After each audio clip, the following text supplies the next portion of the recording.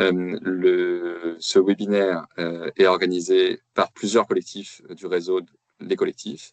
Le réseau des collectifs, on est une association qui met en lien des collectifs, 130 collectifs de 130 structures différentes, qui cherchent à transformer leur entreprise de l'intérieur.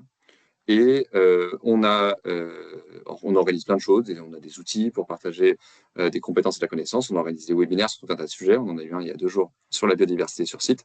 Et on est aussi là pour mettre en lien des collectifs entre eux qui ont une thématique en commun, et en l'occurrence un secteur en commun. Et c'est l'origine de ce webinaire. Donc je vais laisser ces différents collectifs, parce que je crois que c'est le début, se présenter. Je ne sais pas à qui je donne la balle en premier. Vas-y, Brice. Ok, du coup, je démarre. Je vais partager aussi rapidement mon écran. Mathilde, tu reprendras la main après. Donc, moi, je fais partie d'un collectif, d'une association plus précisément chez BNP Paribas qui s'appelle We Level Up. L'association, elle s'est donnée pour objectif d'explorer les tendances innovantes qui vont façonner le travail d'aujourd'hui et de demain. Et donc, aujourd'hui, on est 200 membres, on répartit à travers les différentes entités du groupe. Donc aujourd'hui, principalement, on a 3 groupes de travail. Un qui s'appelle For Future, qui va lui explorer les technos, voir comment les technos peuvent impacter nos usages, nos pratiques. For Impact, dont j'anime c'est moi l'animateur. Donc là, l'idée, c'est de promouvoir une culture responsabilisante en touchant des aspects aussi sur l'innovation managériale. Et donc, on a aussi le troisième, Jet 50+, qui lui s'intéresse au troisième tiers de carrière. Donc, c'est comment mieux valoriser les expériences de nos seniors pour à la fois qu'ils trouvent mieux leur place dans l'organisation et également qu'ils bénéficient et que l'organisation bénéficie davantage de leur expérience. Donc voilà, donc je propose que c'était une présentation rapide de mon collectif. Je propose de passer la main à Martha avant qu'elle puisse la passer Patrick. À Patrick, ouais, merci. Ça marche. Bonjour à tous, très ravie d'être parmi vous à cette première initiative collective. On t'entend peu, Pas la Martha. dernière. Je représente S'engager. S'engager, c'est un On n'entend pas bien. Ah, désolé, je ne sais pas quoi faire.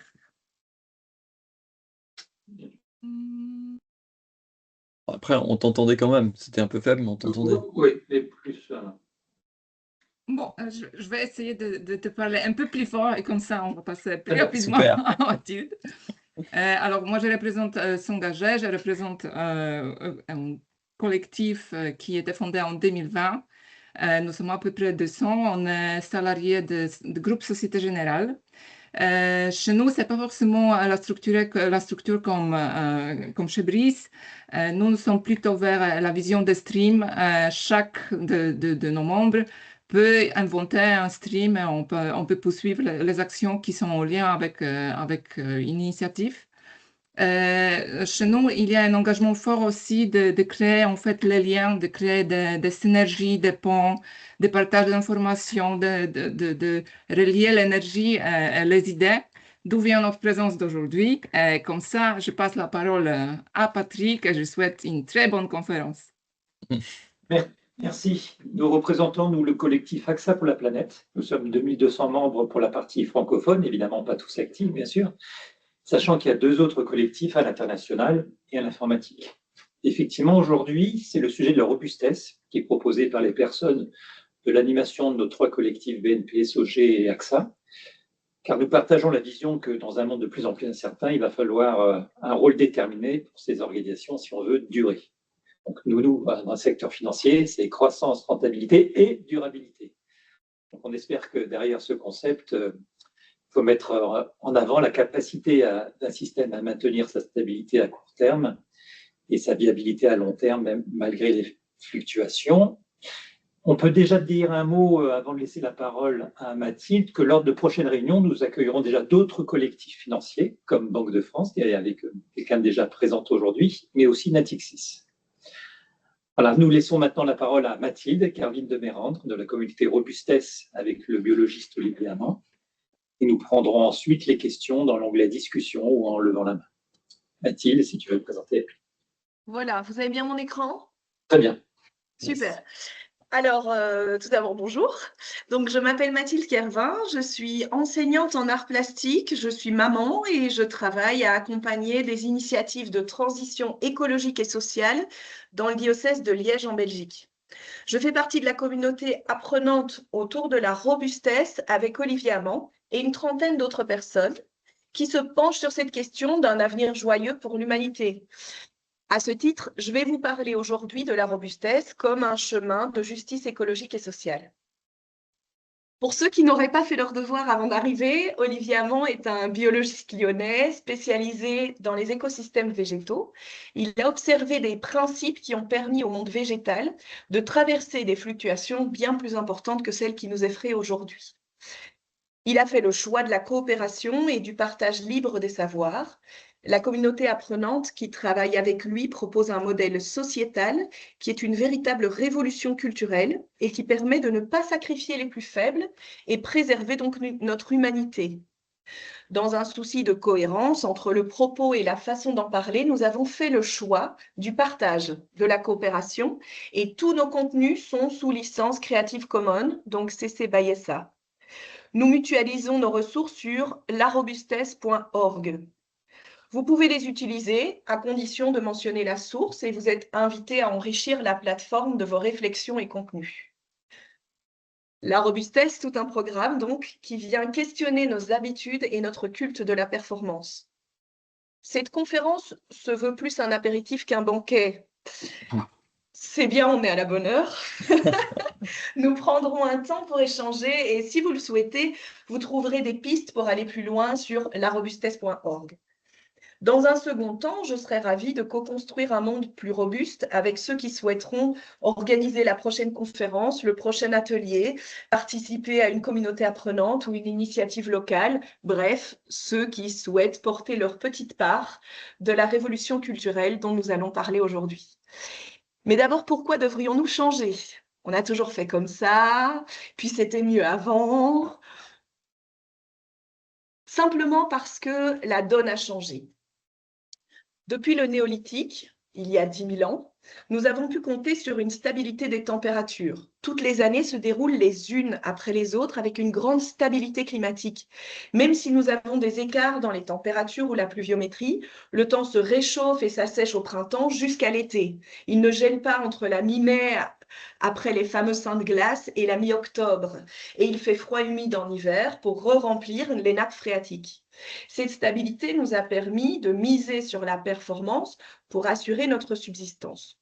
C'était un choix pertinent au moment de la sédentarisation pour démarrer l'agriculture et l'élevage, surtout que nous pouvions compter sur une stabilité climatique et une abondance des ressources. Nous avons perfectionné les outils pendant quelques millénaires, mais nous nous sommes un peu emballés et nous sommes allés bien au-delà de notre besoin de sécurité alimentaire. Avec la publicité, par exemple, au service de la société de consommation, nous avons même créé des besoins pour pouvoir continuer sur la même ligne. Imaginez Monsieur Cro-Magnon, ici devant vous, commander à la borne du fast-food sa viande d'élevage industriel nourrie au soja au prix de déforestation massive. Est-ce que c'est encore du progrès à ce stade ? En 1950, on a basculé dans un autre monde sans en prendre conscience. Nous sommes entrés dans la polycrise, ce qui signifie que nous vivons plusieurs crises en même temps. Climatique, économique, sociale et une crise de la santé, mentale, physique et environnementale. Depuis 1972, nous sommes informés avec le rapport de Meadows ou du Club de Rome, de l'hypothèse du monde fluctuant dans lequel nous sommes entrés. Si la solution était un accès à la connaissance et l'information, vu la quantité et la qualité de la littérature produite autour du sujet ces 50 dernières années, nous n'en serions pas là aujourd'hui. On parle beaucoup de monde fluctuant, de fluctuation. Mais de quoi parle-t-on vraiment ? Une fluctuation est un changement, une variation qui se répète à un rythme plus ou moins régulier. Les fluctuations dont nous parlons ici sont de l'imprévu prévisible.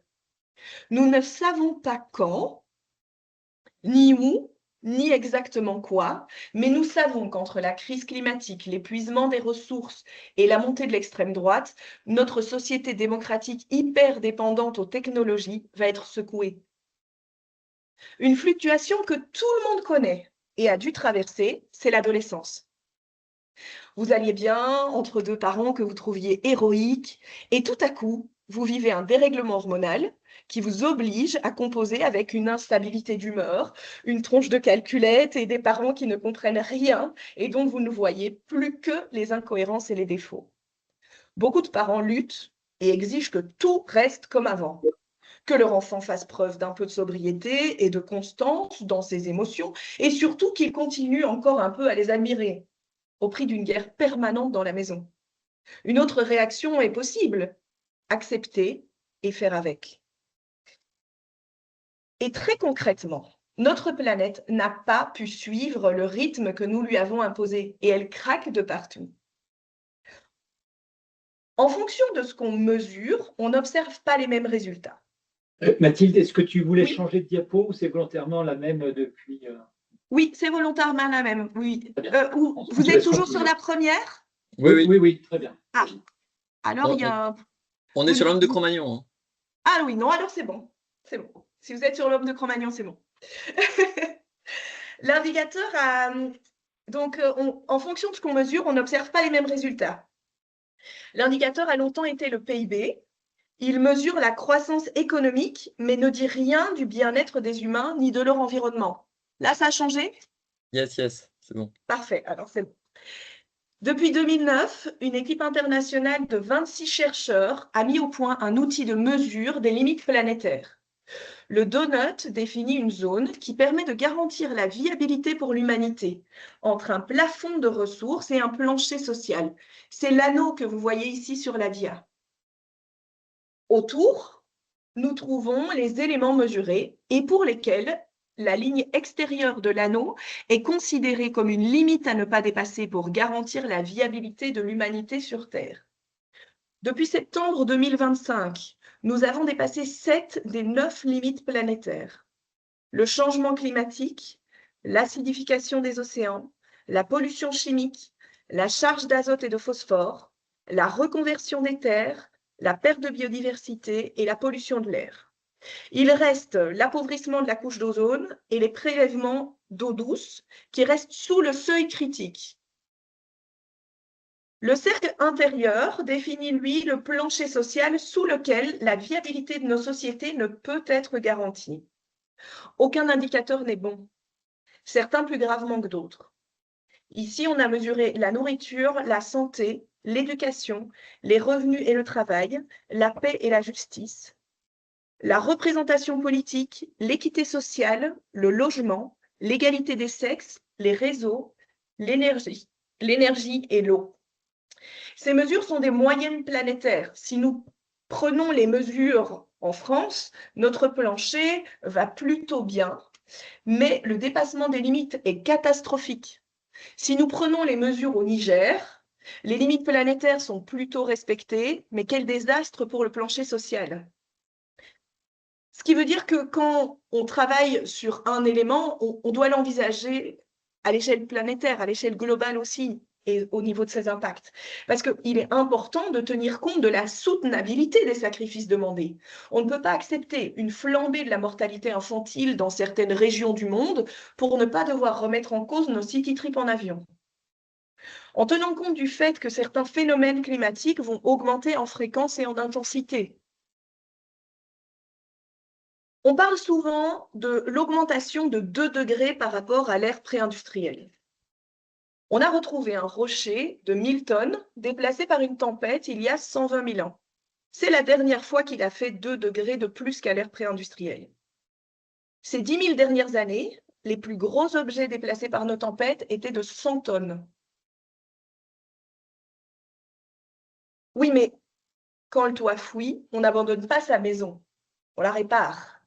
Quand il y a des planches pourries à travers lesquelles on a peur de tomber, on les renforce. Et si tout le monde s'y met, chacun de son mieux, avec ses forces et ses compétences, mais surtout sa joie, on peut profiter de ce moment pour se rencontrer, renforcer les liens, échanger, se soutenir. On ne travaille pas moins bien quand on chante et on rit. Mais il faut s'y mettre et se retrousser les manches. Et s'il y en a un qui reste dans le canapé en disant que de toute façon tout est foutu, il prend le risque et la responsabilité de sérieusement décourager les autres. Sauf que c'est notre intérêt à tous de réparer cette maison mal entretenue parce que nous n'avons pas de planète B, pour reprendre un des slogans des manifs pour le climat.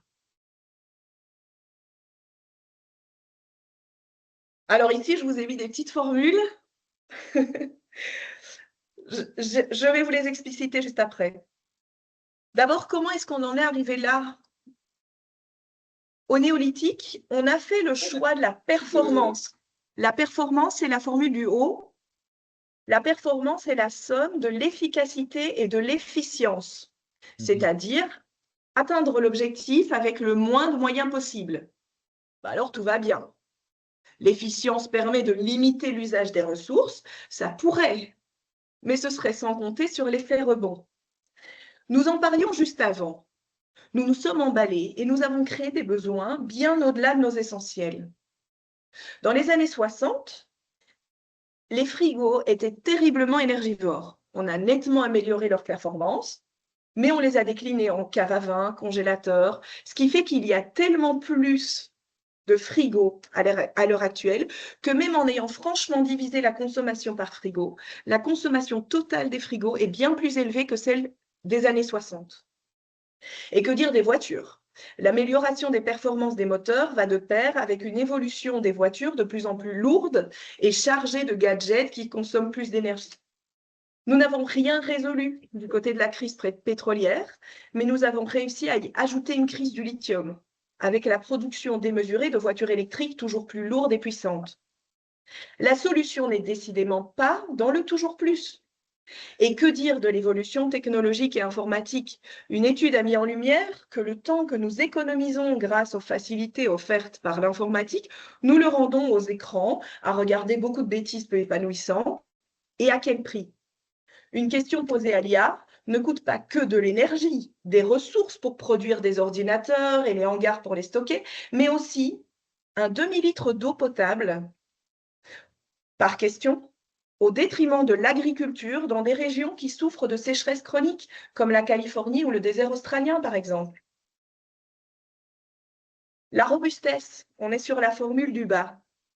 C'est ce qui permet d'être stable sur le court terme et viable sur le long terme, même en l'exposant aux fluctuations.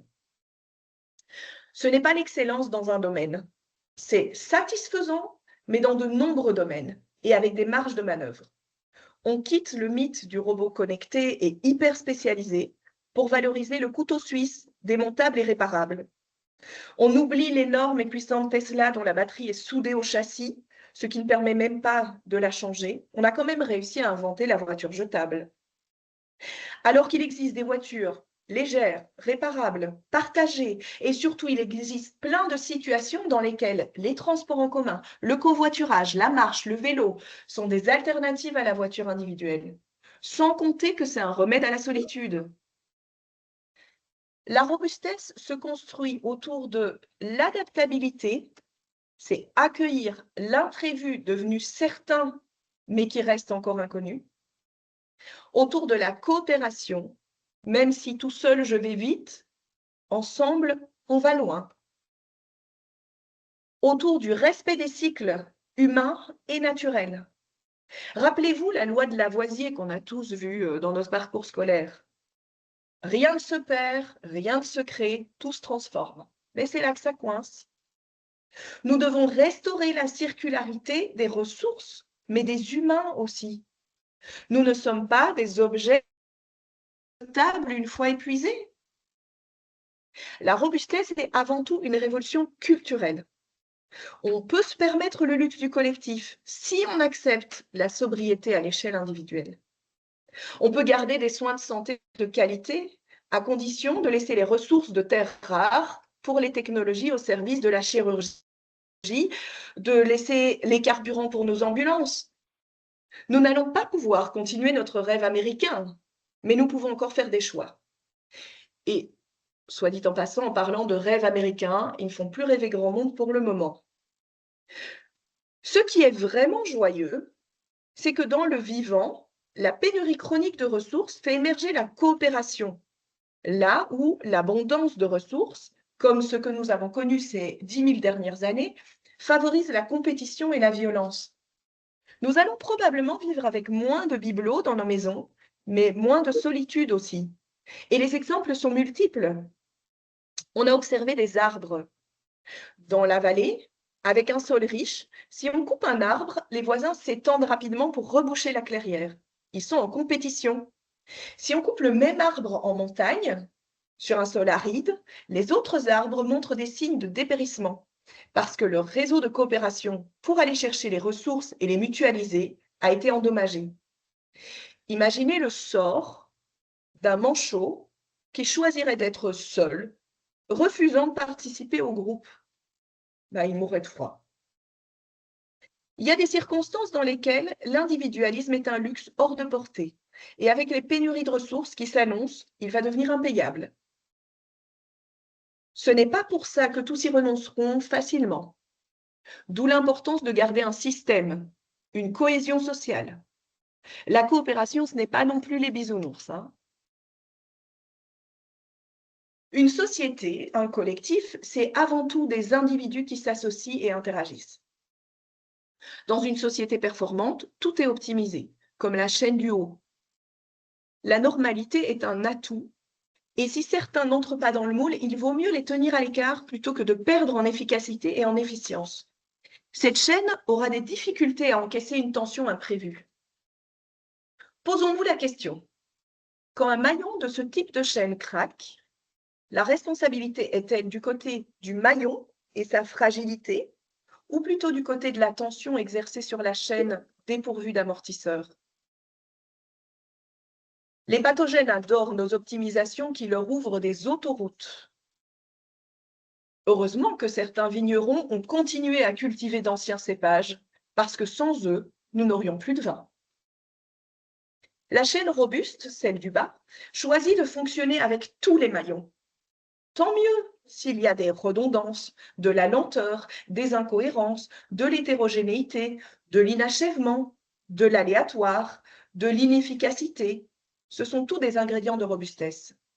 Chaque maillon, dans sa différence, avec sa posture hors norme, vient renforcer cette chaîne et sert d'amortisseur au cas où une tension imprévue devait être exercée sur la chaîne. La différence de l'autre, dans ce cas, n'est plus une faiblesse, mais devient même une force parce qu'il enrichit ma vision du monde de son point de vue. Et surtout, le groupe accepte de ne pas exercer plus qu'une tension suffisante sur la chaîne. Bien sûr qu'on pourrait la rentabiliser un peu plus, mais de nouveau, ce n'est pas l'objectif. Le véritable objectif est de faire communauté.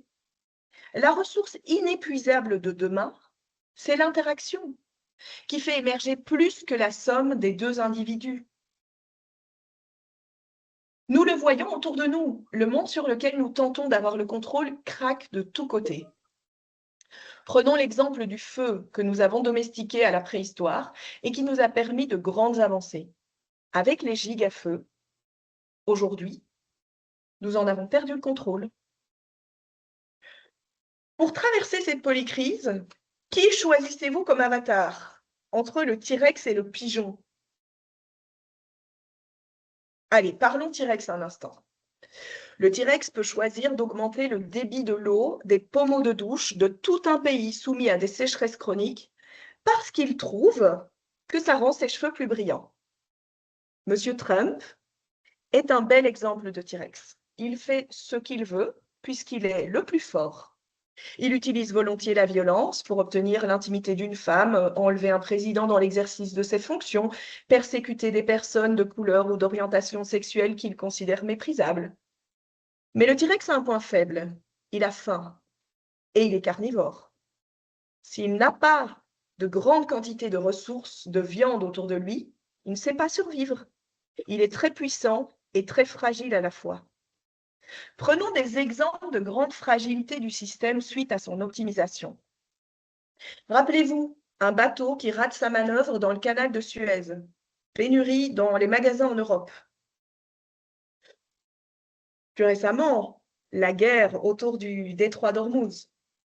On a une crise de l'approvisionnement des énergies fossiles, gaz et pétrole, et des minerais essentiels à la production d'engrais et toute une série de composants électroniques. Ce qui crée une flambée des prix au niveau mondial. Et le pigeon. Le pigeon est un animal sociable. S'il repère un endroit avec de la nourriture abondante, son premier réflexe est de prévenir les copains. Et en 1 minute, vous avez tous les pigeons du quartier devant vous. Il est omnivore. S'il n'y a pas de viande, pas de problème. Il reste les graines ou les restes alimentaires. Alors c'est sûr que dans un monde d'abondance de ressources, dans lequel le plus violent a toutes les chances de l'emporter, il ne fait pas le poids face au T-Rex.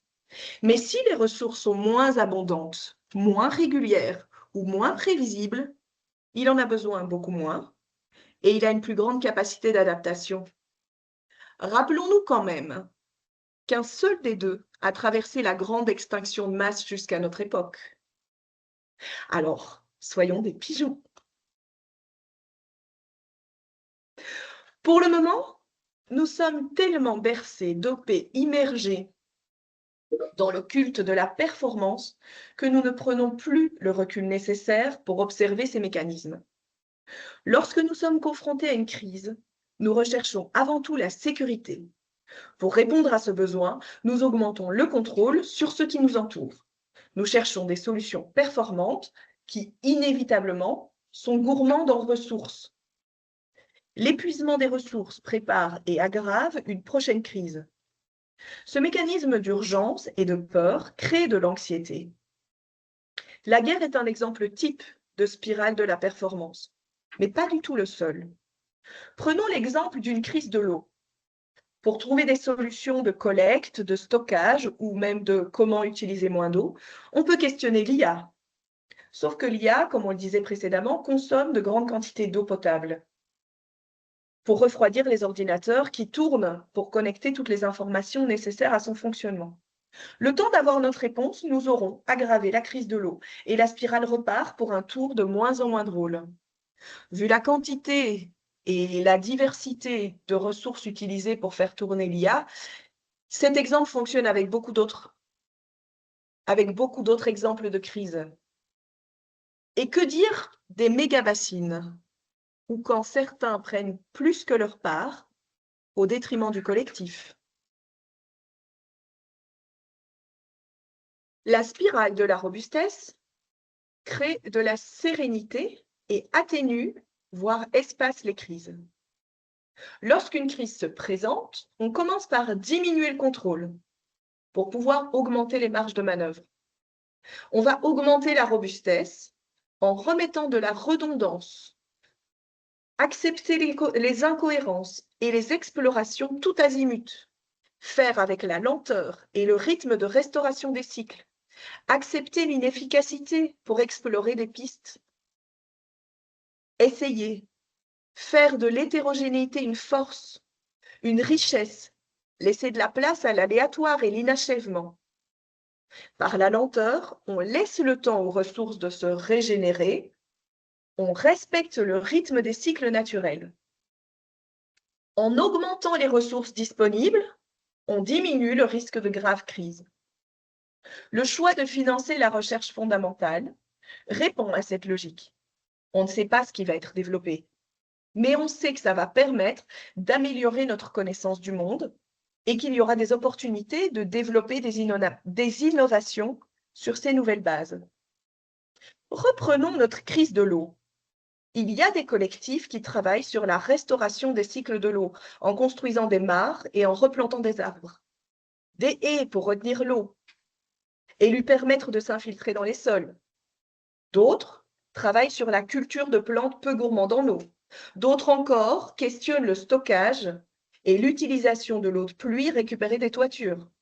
Beaucoup se rencontrent, échangent des bonnes idées, des outils, des ressources, ce qui permet à tout un collectif d'avoir les moyens de diminuer ses besoins en eau et réduire la crise.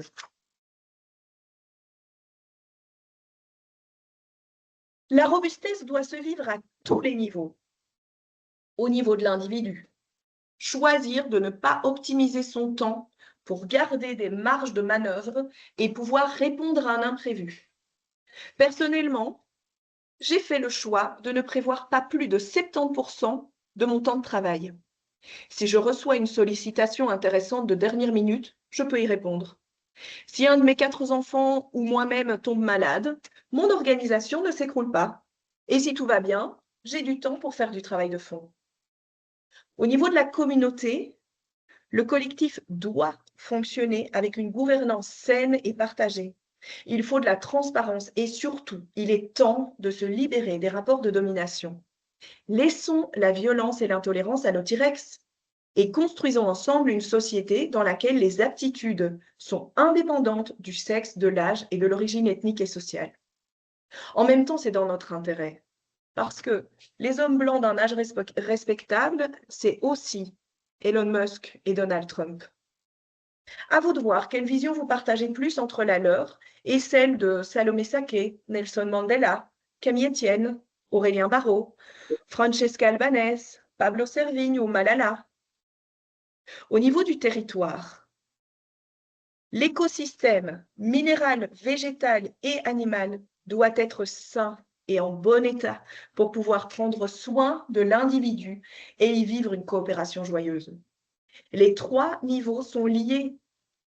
Un individu qui va bien, mais qui se sent isolé ou persécuté par le collectif dans lequel il fonctionne, n'ira pas bien longtemps.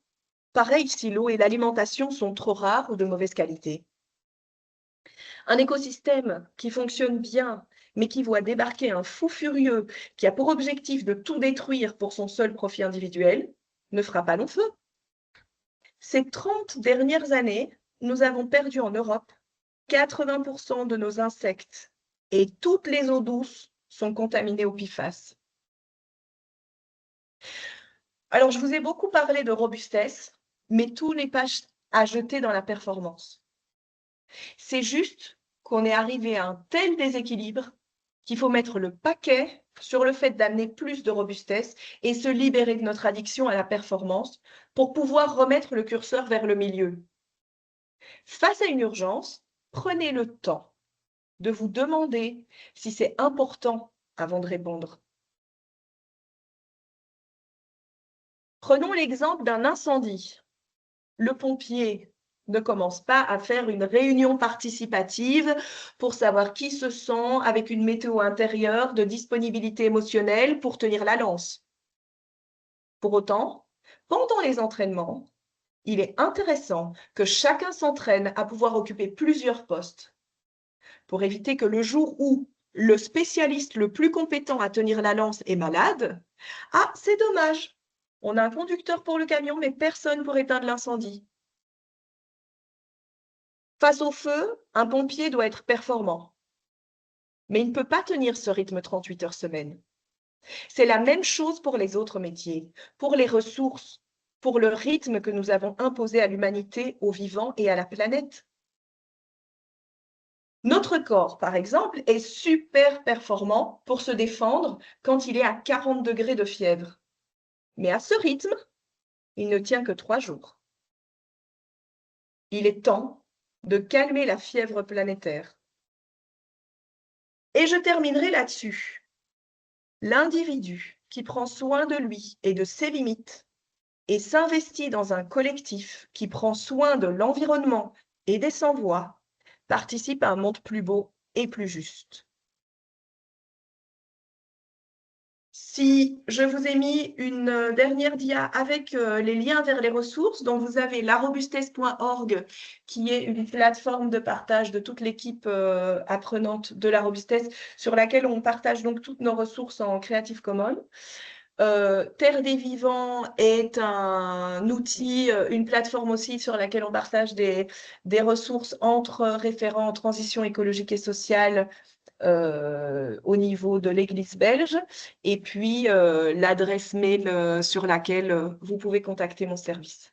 Voilà, merci pour votre écoute. À moi de vous écouter.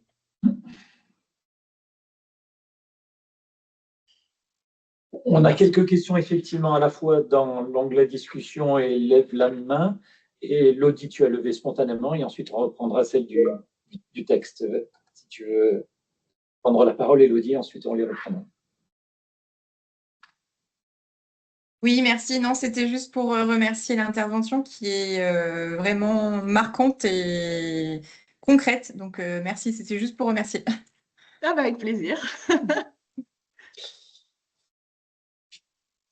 Brice, tu veux bien commenter les questions qu'on a reçues dans la discussion? On les prend une par une.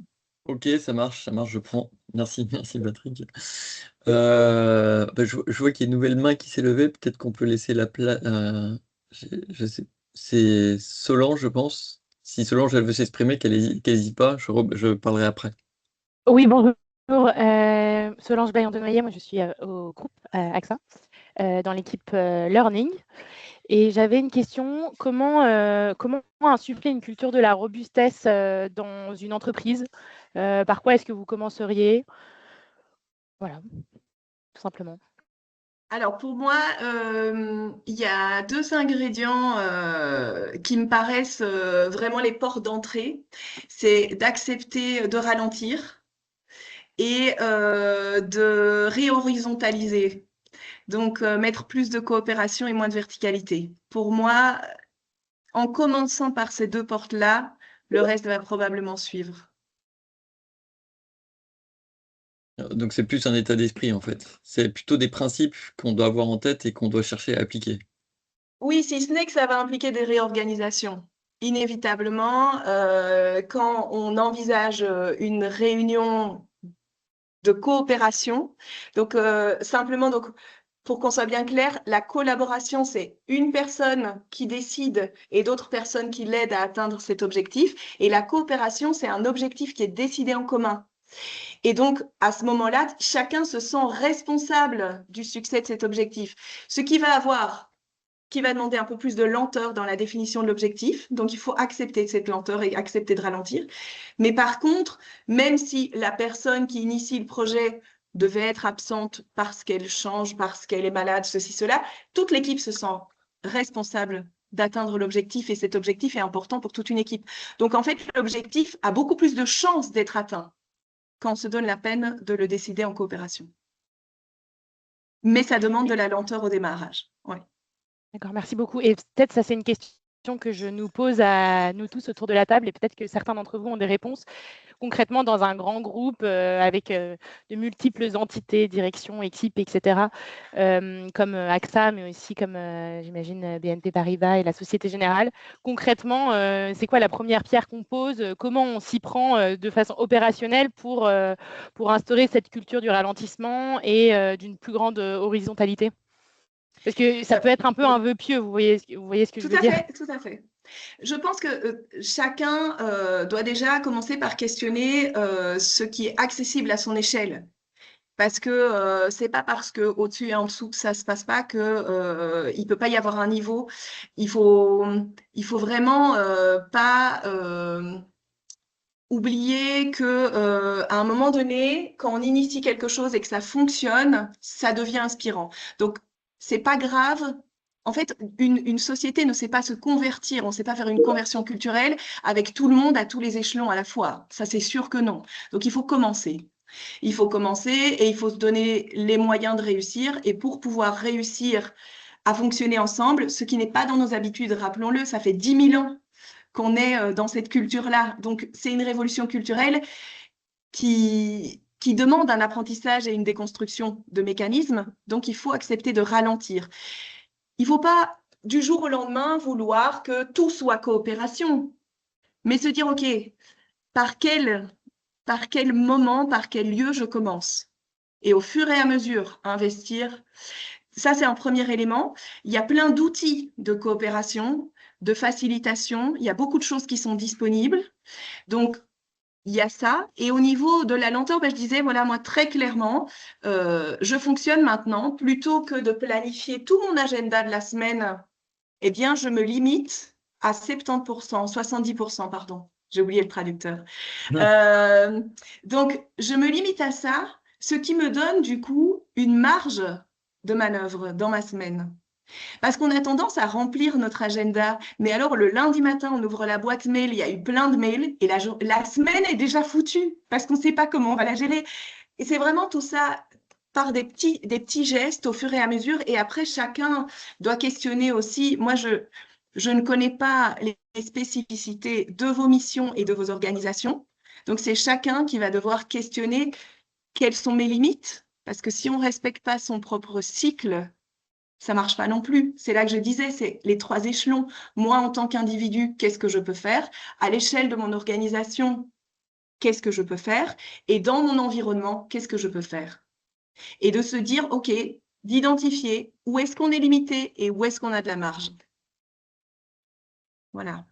Super, merci Mathilde. Je crois qu'il juste, je voulais donner un petit, un petit exemple à Solange. Par exemple, moi je pense qu'un des premiers trucs, c'est d'en parler. Et là, par exemple, aujourd'hui, on organise un événement, c'est fait pour ça. C'est typiquement, voilà, moi, ça rentre dans ce type action de sensibilisation pour ouvrir à autre chose. Et sinon, il y a Saskia, tu avais levé la main et tu avais posé des questions. Donc, est-ce que je te donne la main ou est-ce que tu veux que je les reprenne pour toi?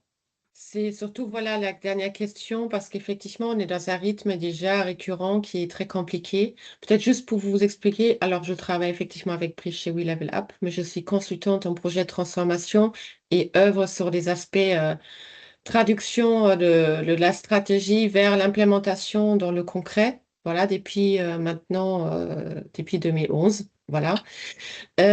Donc, de quelle manière incluez-vous les effets de crise récurrentes? Parce que moi, j'ai vraiment vu une rupture avant Covid et après Covid, où il y avait l'annonce, en tout cas en France, voilà, du président de la France qui évoquait, voilà, c'est la guerre, et que cet aspect-là, il est toujours resté quelque part dans l'esprit des personnes, en dehors de toute individualité et autres. Comment on peut faire effectivement pour l'intégrer, euh, de l'intégrer dans cette démarche de robustesse? Je ne suis pas tout à fait sûre d'avoir exactement compris, donc je vais tenter une réponse et n'hésitez pas à me dire si je ne réponds pas à votre question. Ça va? Donc, pour moi, déjà, au niveau de la robustesse, c'est vraiment accepter qu'on sait qu'il va y avoir des fluctuations, mais on ne sait pas lesquelles et on ne sait pas quand. En fait, cette notion de prévisibilité, on doit s'en libérer. Et donc, parce qu'on ne sait pas donner une réponse performante, puisqu'on ne sait pas exactement ce qui va arriver et quand. On sait que ça va secouer. Et donc, c'est pour ça que la réponse n'est pas « OK, en cas d'incendie, j'ai ceci, ceci, ceci ». C'est plutôt en cas de fluctuation dans ma semaine, dans mon institution, j'ai des marges de manœuvre. Des marges de manœuvre au niveau du temps disponible, au niveau de la trésorerie, au niveau, voilà, c'est ça, se dire, j'ai des amortisseurs. On ne sait pas quel type de boss on va avoir, si ça va être un Dodan, si ça va être un nid de poule, on ne sait pas, mais on sait que la voiture, elle va devoir vivre des bosses, elle a des amortisseurs, voilà. Je ne sais pas si ça répond à votre question. Ça serait effectivement quelque part avoir un mindset agile. Voilà. Alors, Oui. je t'ai coupé, Mathilde, j'avais d'autres questions à poser, mais Ah oui. Si ce n'est au niveau de l'agilité que il faut vraiment, il faut pas en fait, on va pas pouvoir toujours contourner le problème. À un moment donné, le problème, il secoue à l'intérieur.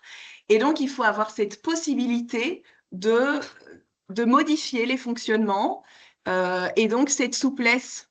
Mais alors aussi cette connexion entre les individus. Quand le collectif est organisé, eh bien, chacun peut mobiliser ses solidarités. Si vous avez plusieurs services avec des marges de manœuvre, on peut, si les services sont connectés, on peut en avoir un qui absorbe un petit peu pour un autre et la réciprocité. On est vraiment sur sortir de l'hyperspécialisation des individus pour aller vers beaucoup plus de personnes couteau suisse.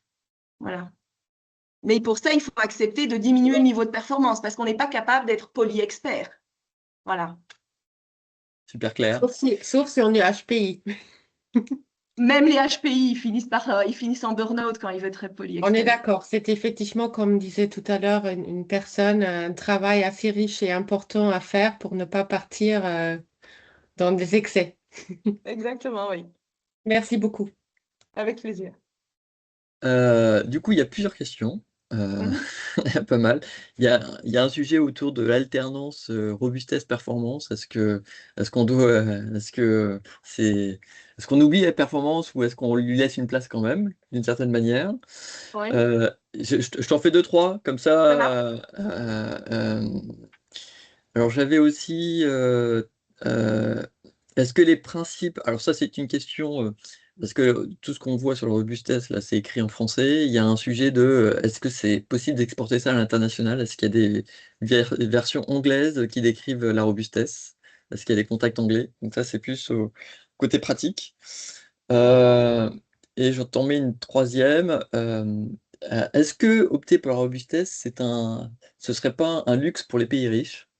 Et donc, est-ce que c'est quelque chose qui peut être adopté, pris en compte par les pays en voie de développement, ou est-ce que c'est réservé à des pays riches? Je pense que là, Ok. tu auras des réponses. Alors, déjà, au niveau de robustesse performance, mais donc, comme je disais, c'est un équilibre. Une organisation 100% robuste, à un moment donné, c'est pas possible. On n'avance plus, quoi. Voilà, ça part dans tous les sens. Ce serait pas possible non plus, ce serait pas plus vertueux qu'une organisation 100% performante. C'est vraiment une question d'équilibre, mais on doit prendre conscience qu'on a viré tellement à l'extrême de la performance que maintenant, il faut investir très fort la robustesse pour recentrer. J'avais pris l'exemple du pompier, justement, parce que typiquement, les services de secours, au moment de l'intervention, ils ont besoin d'être performants impérativement. Donc ça, voilà, ici, c'est un exemple. Non, la performance, on ne va pas l'oublier, mais pour autant, on n'est pas obligé d'être performant dans toutes les situations à tout moment. On ne sait pas être pleinement performant 100% du temps. Ça, c'est pas possible. C'est pas pour rien qu'on a des épidémies de burn-out. Qui, à l'heure actuelle, ne connaît pas des gens qui sont en burn-out? Enfin, voilà, trop de performance, c'est la machine qui craque. Que ce soit l'humain, la planète, voilà, on a une époque d'épidémie de burn-out et donc on doit remettre en cause, diminuer la performance, ralentir vers un peu plus de robustesse. Au niveau de la question Oui. polyglotte, Mm. alors donc la robustesse, ça a été initié par Olivier Hamon, qui est français. Sans vouloir vous vexer, les Français sont très très francophiles. Non, mais pour le moment, on n'a pas encore vraiment de membres de l'équipe qui ait traduit le contenu. Je sais que un des membres a déjà donné des cours en espagnol, mais je ne suis pas convaincue qu'il soit déjà disponible publiquement. Et je n'ai pas encore entendu quelqu'un qui travaillait sur une version anglophone. Voilà. Ça va probablement venir, mais on n'y est pas encore.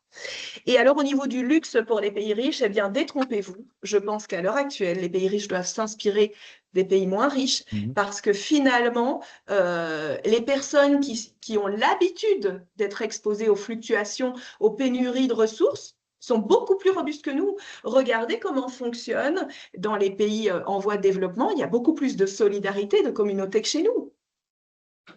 Simplement. Enfin voilà, je veux dire, l'individualisme, c'est un luxe performant. Et donc, finalement, moi, je pense que non, certainement pas, bien au contraire. C'est juste que nous, on a vécu cette surabondance de ressources et on n'a pas dû questionner notre performance jusque-là. Et donc, on va avoir un plus gros effort à faire d'adaptation et de révolution culturelle que d'autres qui sont dans la fluctuation depuis toujours. Ouais, ok. J'espère que ça répond à Monsieur Couez. Sinon, bah, j'ai d'autres questions. Et celle-là est effectivement pas mal. Comment laisser le temps nécessaire au changement quand la vitesse du changement de la rupture est de plus en plus rapide? On est dans Oui. un monde de plus en plus rapide. Comment fait-on pour ralentir, quoi? C'est Mais déjà un c'est peu dit en fait.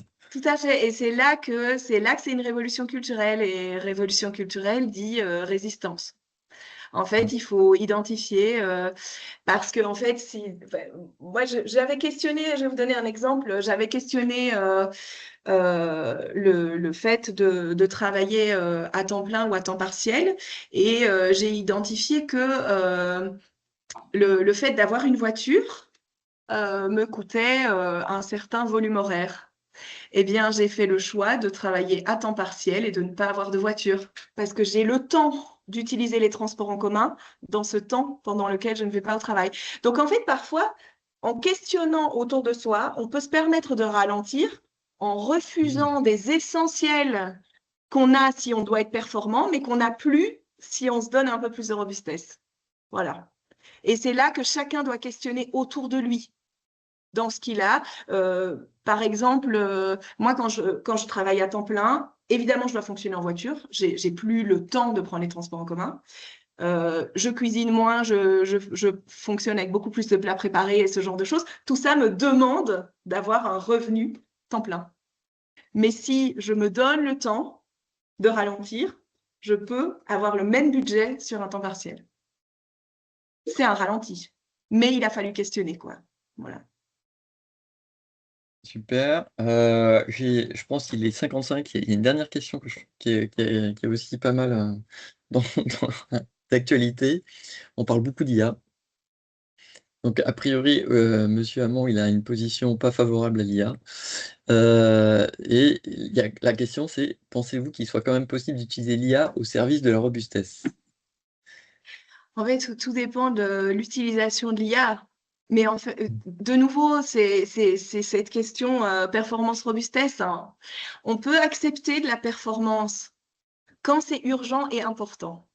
Donc, avant d'utiliser l'IA, posez-vous la question, est-ce que je n'ai vraiment pas le temps de faire ce travail moi-même? Et est-ce que ce travail est important? Mais pas que pour moi à l'échelle individuelle, sur les 3 strates. Pour moi, pour ma communauté et pour mon environnement de vie. Si ça répond, bah allez-y, prenez l'IA, bien sûr. Si l'utilisation de l'IA vous permet d'endiguer une grave crise humanitaire ou environnementale, mais évidemment qu'il vaut mieux utiliser l'IA, et tant pis pour les quelques litres d'eau et l'énergie utilisée. Par contre, si c'est pour aller prendre une photo de votre frigo et demander quelle recette vous pourriez faire, je pense que clairement, vous êtes capable de le faire sans avoir besoin d'utiliser ces ressources-là. Et donc, c'est vraiment cette question à se poser. Il n'y a pas un outil qui est mauvais, mais il faut se poser la question, est-ce qu'on a besoin de performance? Et avant de pour se poser la question de la performance, c'est toujours ces 2 critères, est-ce que c'est urgent et important? Si ça ne répond pas aux 2, alors il vaut mieux ralentir. Voilà.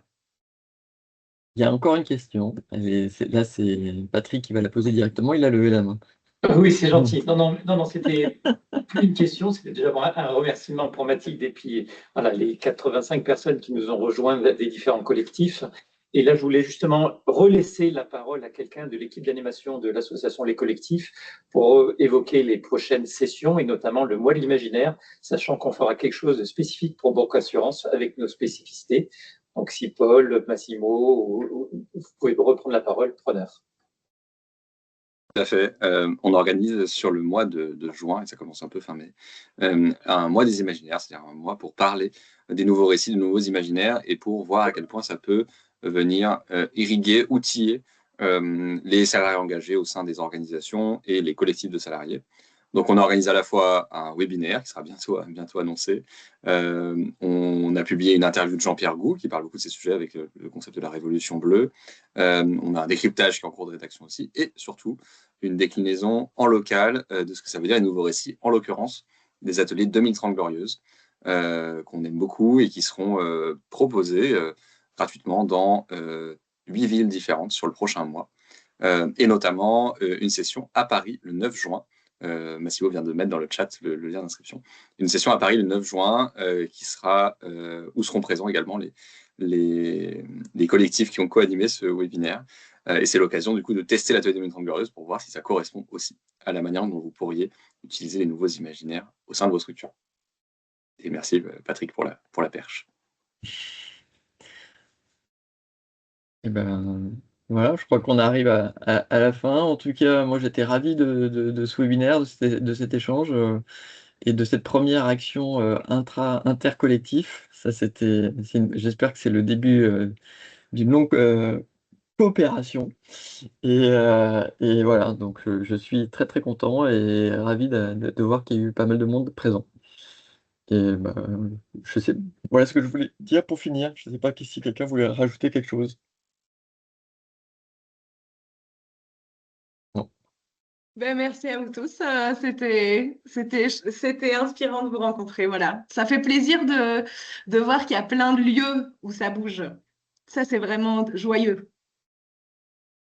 Bon, joli mot. On doit le, ça doit devenir contagieux, ta joie. Oui, mais vraiment, hein. C'est une ressource qui coûte rien à la planète. Bon, Bonne merci journée, beaucoup. au revoir. On s'inscrit bien Au revoir. dans la coopérative. Dans ces cas-là, on va essayer de continuer. Super. Bonne journée à Au revoir. tous. Au revoir. Merci beaucoup, au revoir. Merci bonne beaucoup. journée. Au revoir.